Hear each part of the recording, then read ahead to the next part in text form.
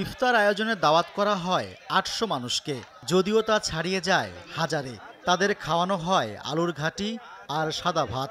অবশ্য ৪.৫ মণ আলুর সঙ্গে মেশানো হয় ৫২ কেজি মাছ।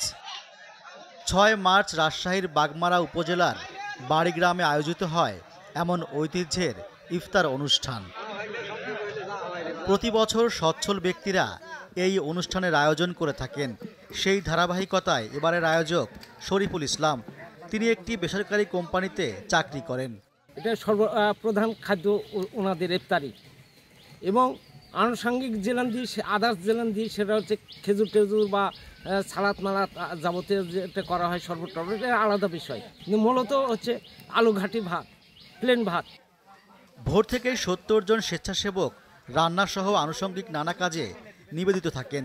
পারিশ্রমিক ছাড়া স্বতঃস্ফূর্তভাবে সারাদিন মনের আনন্দে তারা এই উৎসবে সহযোগিতা করেন।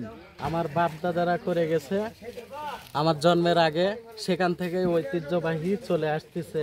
আমাদের এই অঞ্চলের মানুষকে যদি আপনি গরুর গোশত বা অন্য কিছু দিয়ে খাবার দেন ইফতারির সময়, তারা সেটাকে পছন্দ করে না, পছন্দ করে হলো আলুর ঘাটি। আমাদের এই অঞ্চলে আগে তাই ছিল, এখন বিয়ে লাগলে গরু টরু হ্যান, এখন এই বাইরের থেকে আমি অনেক লোকজনকে অনেক সময় দাওয়াত করে নিয়ে আসছি।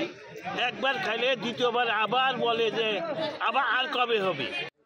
বংশ পরম্পরায় আলুঘাটি এ অঞ্চলের জনপ্রিয় সুস্বাদু খাবার।